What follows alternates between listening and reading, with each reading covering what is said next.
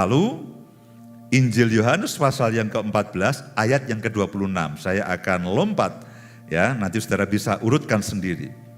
Tetapi penghibur yaitu Roh Kudus yang akan diutus oleh Bapa di dalam namaku, Dialah yang akan mengajarkan segala sesuatu kepadamu dan akan mengingatkan kamu akan semua yang telah kukatakan kepadamu.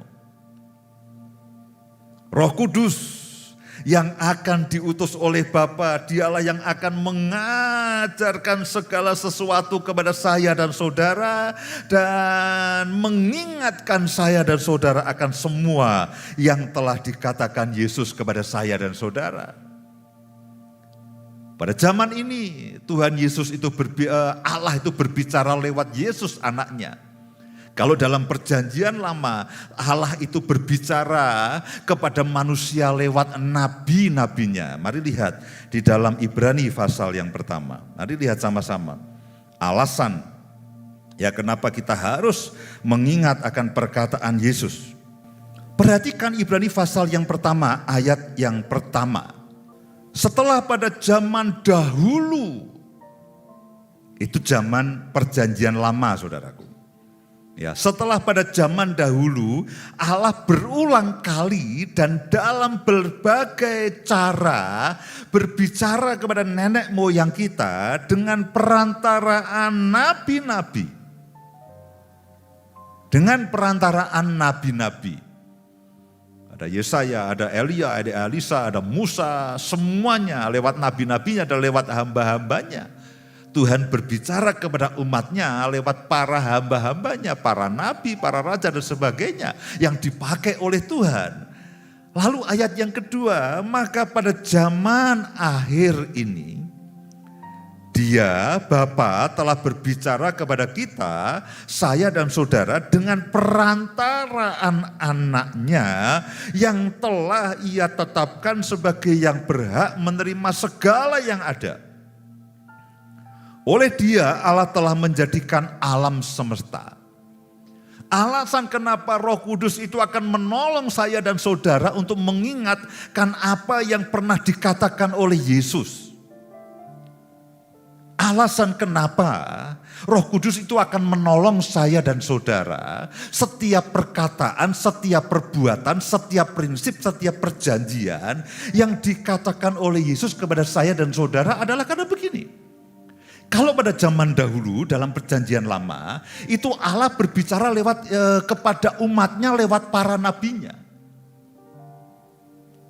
Pada zaman perjanjian lama, saudara kan ada nabi-nabi, ada peristiwa-peristiwa dari Noah, dari Henoh, dari Abraham dan sebagainya. Nah lewat perkataan mereka dan lewat bagaimana Allah bergaul dengan mereka, itu sebetulnya berbicara kepada kita. Mereka coba memperkenalkan akan Allah kepada umatnya.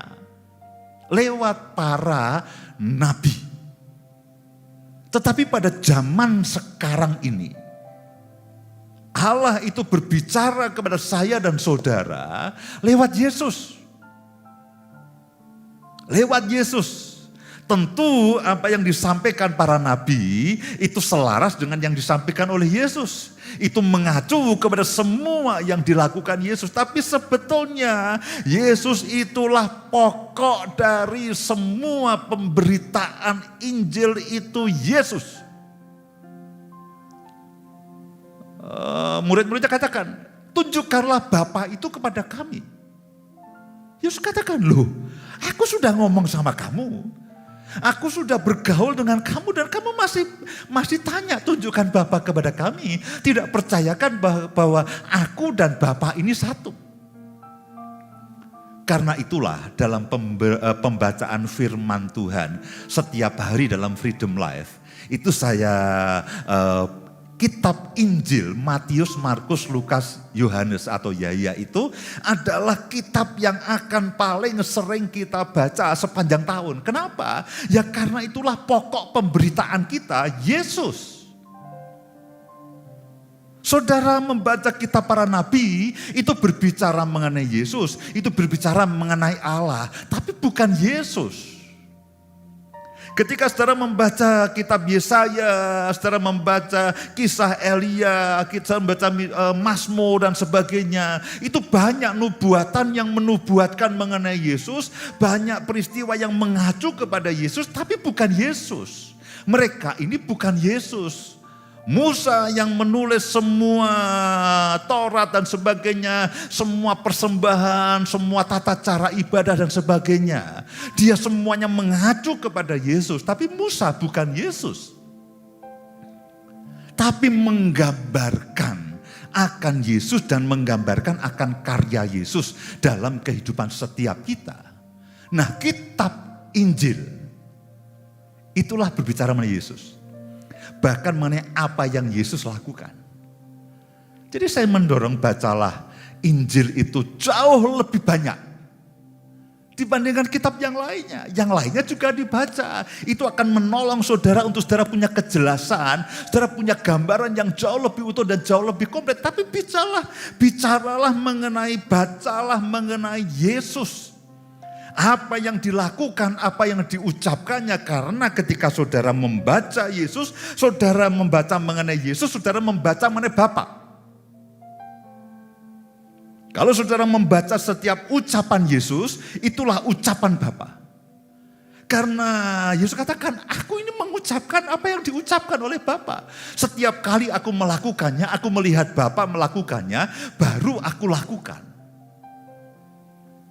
Nah, itulah kenapa Roh Kudus mengatakan begini, aku akan mengingatkan kamu akan setiap apa yang diucapkan oleh Yesus. Dia tidak berbicara dari dirinya sendiri. Roh Kudus akan menolong saudara dan saya. Akan menolong saudara dan saya untuk mengingatkan akan setiap apapun yang diucapkan oleh Yesus.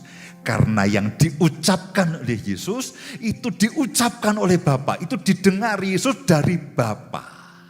Dengan kata lain, Roh Kudus akan menolong saya dan saudara untuk mendengarkan semua firman yang disampaikan Bapa lewat Yesus. Karena itulah peran Roh Kudus itu sangat-sangat ajaib. Kembali lagi, Yohanes pasal yang ke-14 ayat yang ke-26. Tetapi penghibur, yaitu Roh Kudus yang akan diutus oleh Bapa dalam namaku, dialah yang akan mengajarkan segala sesuatu kepadamu dan akan mengingatkan kamu akan semua yang telah Yesus katakan kepada kamu. Karena itulah yang penting. Karena pada zaman sekarang ini seperti dalam Ibrani pasal yang pertama, ayat yang pertama dan 2. Tadi kalau dulu itu Tuhan berbicara lewat para nabinya, sekarang pada zaman ini Bapa itu berbicara kepada saya dan saudara lewat Yesus. Lewat Yesus. Mari lihat kembali. Ya, Ibrani pasal yang pertama ayat yang kedua. Maka pada zaman akhir ini ia telah berbicara kepada kita, kepada saudara dan saya dengan perantaraan Yesus anaknya yang telah ia tetapkan sebagai yang berhak menerima segala yang ada. Yang telah berhak menerima segala yang ada. Oleh Dia Allah telah menjadikan alam semesta. Ayat yang ketiga, Yesus adalah cahaya kemuliaan Allah dan gambar wujud Allah dan menopang segala yang ada dengan firman-Nya yang penuh kekuasaan. Dan setelah ia selesai mengadakan penyucian dosa, ia duduk di sebelah kanan yang maha besar di tempat yang tinggi, jauh lebih tinggi daripada malaikat-malaikat, sama seperti nama yang dikaruniakan kepadanya jauh lebih indah daripada nama mereka. Jadi Roh Kudus akan menolong saya dan saudara untuk kembali kepada semua yang Yesus katakan dan semua yang Yesus lakukan. Karena Yesus inilah dikatakan bahwa dia adalah cahaya kemuliaan Allah dan gambar wujud Allah. Nabi-nabi itu menceritakan mengenai Yesus. Dan Yesus yang ada dalam kehidupan saudara, Roh Kudus akan mengingatkan saya dan saudara akan segala sesuatu yang sudah diucapkan, segala sesuatu yang sudah dilakukan, dan segala sesuatu yang sudah disediakan bagi saudara dan saya. Jangan salah paham. Pak, kalau begitu kita tidak perlu membaca perjanjian lama. Bacalah, karena semuanya itu juga karya Roh Kudus. Kadang-kadang kita tertolong ketika kita membaca Mazmur, itu banyak menubuatkan mengenai Yesus, itu memberikan rinciannya. Ketika kita membaca kitab Yesaya, kita juga membaca gambaran mengenai Yesus. Ketika kita membaca kitab Musa, itu juga kitab-kitab yang ditulis oleh Musa itu juga menceritakan mengenai Yesus. Itu akan menolong, semuanya tetaplah firman Tuhan. Tetapi memang pokok pemberitaan kita itulah Yesus. Karena semua yang ditulis di dalam perjanjian lama itu sebetulnya semua itu adalah bayangan daripada Yesus itu sendiri. Jangan salah paham, bacalah semuanya. Tapi kita tahu semuanya itu mengacu kepada Yesus. Surat-surat Paulus itu juga bersumber dari pewahyuan Yesus. Dia katakan semuanya ini aku terima dari Yesus. Dia mendapatkan pewahyuan daripada Yesus dan Roh Kudus menolong dia. Lalu bagaimana penerapannya, lalu bagaimana implementasinya, lalu bagaimana prakteknya untuk dilakukan oleh jemaat. Nah, Paulus itu dipimpin oleh Roh supaya yang dia terima dari Yesus itu lalu bisa dijabarkan dalam kehidupan sehari-hari. Pusatnya tetap Yesus. Roh Kudus diberi hikmat, ya katakan yang aku sampaikan bukan ajaran manusia. Yang aku sampaikan kepadamu itu adalah wahyu daripada Yesus sendiri. Dan Paulus itu diberikan hikmat, petunjuk pelaksanaannya realnya seperti apa. Dari apa yang dijanjikan oleh Yesus, nanti kita akan belajar lalu prakteknya seperti apa. Hidup dipimpin oleh Roh itu.